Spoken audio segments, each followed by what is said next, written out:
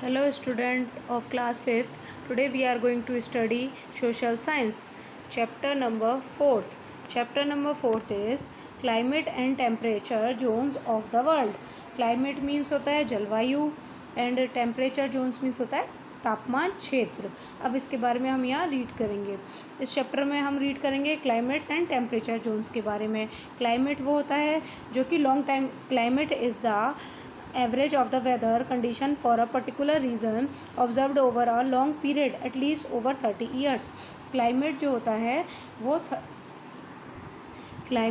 है वो एक लॉन्ग पीरियड के लिए होता है, जैसे एटलीस्ट कम से कम 30 ईयर्स के लिए. अब इसके बाद है the climate of a place may be hot और कोल्ड. जो क्लाइमेट का जो प्लेस होता है वो हॉट और कोल्ड भी हो सकता है, वेट और ड्राई भी हो सकता है, depending on the weather condition. उसकी वेदर कंडीशन पे डिपेंड करता है क्लाइमेट. जो वेदर होता है वो शॉर्ट टाइम पीरियड के लिए होता है और जो क्लाइमेट होता है वो लॉन्ग टाइम पीरियड के लिए होता है. Climate has a great effects of plants and animals and the life of the people of any places. Climate जो होता है वो वहाँ के मतलब जैसे यहाँ सपोज़ इंडिया के क्लाइमेट में अदर स्टेट में अदर टाइप का क्लाइमेट है. जैसे अगर हम चेन्नई में सपोज़ करें तो चेन्नई का जो क्लाइमेट है वो काफ़ी हॉट है, तो वहाँ का जो प्लांट्स एनिमल्स और पीपल की जो लाइफ होगी वो डिफरेंट होगी. और अगर हम कंपेयर करें शिमला का तो वहाँ पे भी प्लांट्स एनिमल्स एंड पीपल की लाइफ डिफरेंट होगी. क्यों? क्योंकि जो चेन्नई का क्लाइमेट है वो हॉट है और जो शिमला का क्लाइमेट है वो कोल्ड है, इसीलिए. अब फैक्टर इफेक्टिंग क्लाइमेट मतलब कौन कौन से फैक्टर्स होते हैं जो इस क्लाइमेट को इफेक्ट करते हैं. Latitudinal location. फर्स्ट है लैटिट्यूडनल लोकेशन. जैसे the latitudinal location of any country determine its climate. जो ये लैटिट्यूडनल लोकेशन होती है यही डिटरमाइन करती है, मीन्स बताती है किसी भी क्लाइमेट की कंडीशन को. इसमें पॉइंट्स दिए हुए हैं, इनके बारे में हम रीड करते हैं. Places lying near the equator receive direct rays. जो प्लेस इक्वेटर के नियर होते हैं वो डायरेक्ट सनरेज रिसीव करते हैं, मीन्स वर्टिकली में कैसे होता है, ऐसे होता है. हॉरिजॉन्टल ऐसे होता है. तो इसमें ये बोल रहा है कि जो प्लेस इक्वेटर के नियर होते हैं उन पे सन की जो रेज हैं वो डायरेक्ट पड़ती हैं. While places away from the equator, और जो इक्वेटर से दूर होते हैं एंड टूवर्ड्स द पोल्स, और जो पोल्स के टूवर्ड्स होते हैं receive slanting raise of the सन. उन पे जो सन की जो रेज है वो स्लैटिंग मीन्स ऐसे पड़ती हैं.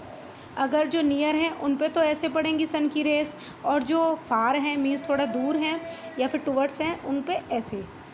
अब इसके बाद में है therefore places near the equator are hotter than the places away from the equator और टूवर्ड्स द पोल्स. जो जितने ज़्यादा नियर होंगे उन पे जब डायरेक्ट पड़ेगी सनरेज तो वो ज़्यादा हॉट होंगे, इसीलिए जो इक्वेटर के ज़्यादा नियर होते हैं वो प्लेसेस ज़्यादा हॉट होते हैं और जो दूर होते हैं वो प्लेसेस कम हॉट होते हैं. The sun rays travel a shorter distance near the equator. जो सन रेज हैं travel a shorter distance near the equator. जो सन रेज हैं ट्रेवल करती हैं shorter distance near the equator. They heat a smaller area. वो heat तो करती है कम एरिया को, but intensity of heat is much greater. पर उनकी जो इंटेंसिटी होती है हीट की वो बहुत ज़्यादा होती है, मीन्स करती थोड़े एरिया को है लेकिन बहुत ज़्यादा करती हैं. The sun rays travel a greater distance towards the poles. और जो ग्रेटर डिस्टेंस यानी कि पोल्स के ज़्यादा दूरी पे होती हैं वो poles intensity of heat is less. उनकी इंटेंसिटी जो होती है हीट की वो कम होती है. Sun rays heat a larger area. इन दोनों पॉइंट्स में ये डिफरेंस बताया गया है. जैसे कि जो इक्वेटर के नियर होंगी ज़्यादा वो तो कम एरिया को करेंगी, किसको, स्मॉल एरिया को, लेकिन उनकी जो इंटेंसिटी होगी जो मतलब कम एरिया को जल्दी गर्म करने की होगी इंटेंसिटी वो होगी ज़्यादा. और जो अगर ये दूर होती हैं सन रेज इक्वेटर से ये दूर होती है poles, so the intensity of heat is less. Means जो हीट की जो इंटेंसिटी होगी वो इसमें कम होगी और इसमें ज़्यादा होगी. इसमें स्मॉल एरिया को करेंगे और इसमें ग्रेटर एरिया को करेंगे. इन दोनों का रीज़न ये है, ये इसके पास में होगा शॉर्टर डिस्टेंस यानी कि कम दूरी, और ये ग्रेटर डिस्टेंस मीन्स ज़्यादा दूरी. अब इसके बाद में है ये पॉइंट्स.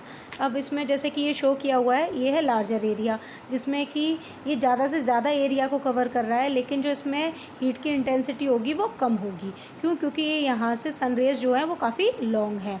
अब ये जो है ये कर तो कम एरिया को रहा है, लेकिन जो हीट की इंटेंसिटी होगी वो ज़्यादा होगी। क्यों? क्योंकि यहाँ पे ये जो सन रेज़ है इसके काफ़ी शॉर्ट है, मीन्स पास में है, इसीलिए। मतलब इन दोनों में मीन्स सीधा सा ये बनता है, इस पे जो सन रेज़ है उसमें काफ़ी दूरी हो जाएगी, जिस वजह से जो हीट है इसमें हीटिंग कम फील होगी, और इसमें सन रेज़ जो है वो काफ़ी पास में है, इसीलिए इसमें हीटिंग कम होगी।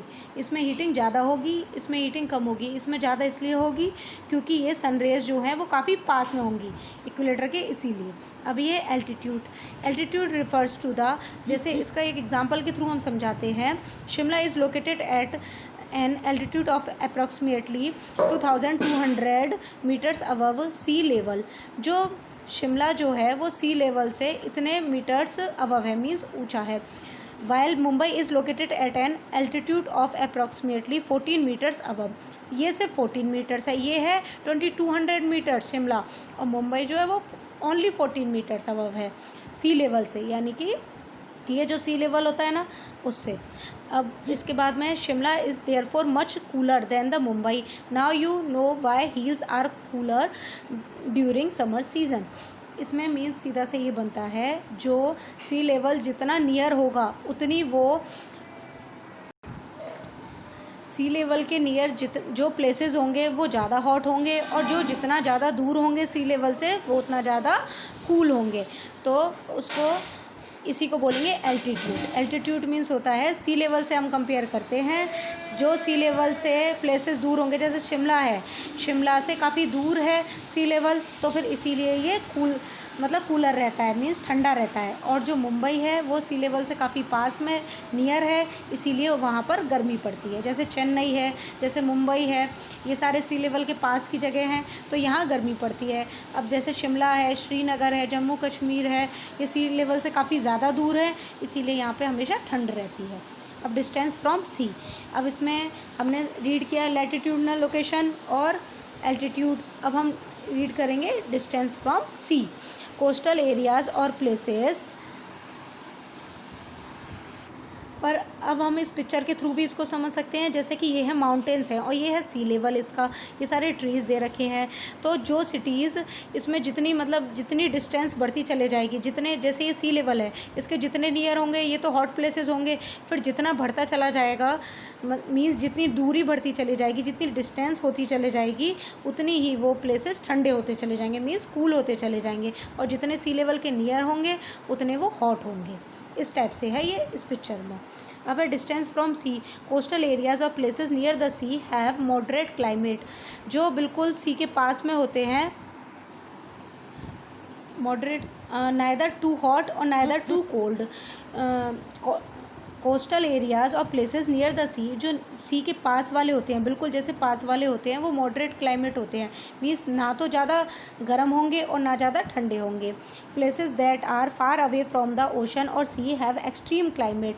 जो सी के पास वाले होते हैं या ओशन के पास वाले होते हैं वो बहुत ज़्यादा एक्सट्रीम क्लाइमेट होते हैं। उन प्लेसेस के जो जितना दूर होंगे वहाँ ज़्यादा गर्मी होगी, एक्सट्रीम क्लाइमेट। और जो ज़्यादा पास वाले होंगे वो ना तो ज़्यादा गर्म होंगे ना ज़्यादा ठंडे होंगे, मीन्स ना हॉट ना cold. The presence of large water bodies has a moderating और cooling effects on an climate of any places. अब इसमें ये बोल रहा है जैसे during the day land heat up very quickly and the air waves warm up a lot of more than the air over the water. इसका means ये है, जो दिन का टाइम होता है उसमें धूप पड़ती है, जिस वजह से जो ज़मीन है वो काफ़ी ज़्यादा गर्म रहती है। इसके बाद में वार्म अप मीन्स गर्म रहना, फिर lot of more than the air over the water. फिर वो जो हवा है लैंड की जो गर्म होती है वो पानी के ऊपर गर्म बहने लगती है। The warm air over the land is lighter than begins to rise. The air over the water is cold and dense and it blows towards the land to occupy the empty space created over the land. इसका means ये है, जो land के ऊपर जो हवा blow करती है वो गर्म होती है और पर वो बहुत लाइट होती है, लेकिन जो पानी के ऊपर हवा ब्लो करती है वो काफ़ी कूल होती है। तो जो ये गर्म हवा होती है वो उसमें जाके ठंडी होने लगती है, मीन्स जो ज़मीन की गर्मी होती है उसके ऊपर जो हवा चलती है वो भी गर्म हो जाती है उस वजह से। फिर जब वो समुद्र के पास यानी कि सी के ऊपर जाती है तो सी के ऊपर की जो हवा होती है वो ठंडी ब्लो करती है, तो लैंड की एयर जो है वो सी की एयर में जाके वो भी कूल होने लगती है, मीन्स ठंडी होने लगती है। फिर उसको the cool air that blows from the sea towards the land is called a sea breeze. जब गर्म एयर सी के ऊपर जाकर ठंडी होने लगती है और वो फिर ठंडी बहने लगती है, उसी को हम बोलते हैं सी ब्रीज। उसको हम बोलते हैं, जैसे कि सपोज़ हम इस पिक्चर के थ्रू समझते हैं, ये है लैंड। अब इसके ऊपर की जो एयर, ये लैंड डे में बहुत हॉट रहती है, इस वजह से इसके ऊपर की जो एयर होगी वो जो ब्लो करेगी वो काफ़ी वार्म होगी। अब ये एयर जाकर सी के ऊपर जब ब्लो करने लगेगी तो फिर इसके ऊपर की जो एयर होती है वो काफ़ी कूल होती है, तो ये इसमें जाके मिलके ये ठंडी होने लगती है। तो जो ये ठंडी होती है उसी को हम बोलते हैं सी ब्रीज, उसको हम बोलते हैं सी ब्रीज। अब नेक्स्ट इसमें क्या है, लैंड ब्रीज। सी ब्रीज में हमने पढ़ा कि जो एयर लैंड से सी पर जाती है और जो गर्म होकर ठंडी होती है उसे बोलते हैं हम सी ब्रीज। अब हम पढ़ेंगे land breeze. During the night reverse happen, और रात में क्या होने लगता है कि वो उल्टा होने लगता है। जो डे में प्रोसेस चल रही थी वो नाइट में अपोजिट होने लगती है। The cool air that blows from the land towards the sea is called a land breeze. अब इस पिक्चर के थ्रू हम समझते हैं, जैसे कि ये है समुद्र है, तो इसमें सी में क्या हो रहा है कि इसकी जो वार्म एयर है वो जाकर लैंड में जाने लगती है, और जो लैंड है इसमें सनलाइट नहीं होती नाइट में, तो उस वजह से यहाँ पे जो एयर ब्लो करती है वो कूल होती है। तो जब ये सी की एयर वार्म वाली एयर जब कूल वाली एयर में जाके मिलती है, मीन्स लैंड की एयर में मिलती है, तो फिर ये ठंडी होने लगती है, तो इसको बोलते हैं लैंड ब्रीज। अब एक टॉपिक से हम समझते हैं, जैसे ये लैंड है और ये ब्रीज है, इस पे जब एयर ब्लो कर रही है तो ये वार्म है यानी कि हॉट है, और इस पे जब ये कर रही है तो ये कूल है। तो ये जब लैंड से ब्रीज में जाती है तो इसको बोलते हैं सी ब्रीज, इसको बोलते हैं सी ब्रीज। और जब ब्रीज से ये लैंड में जाती है तो इसको बोलते हैं हम लैंड ब्रीज। जहाँ पर जाकर मिलेगी उसी को बोलेंगे, जैसे कि लैंड से ब्रीज में जा रही है तो सी ब्रीज, और जब सी से ये लैंड में जा रही है, कहाँ पर जाकर जा रही है, लैंड में, तो ये लैंड ब्रीज हो गया ऐसे। तो ये आई होप आप सबको ये सब समझ में आया होगा। एक बार सबको दोबारा रीड करना है। Thank you, have a nice day.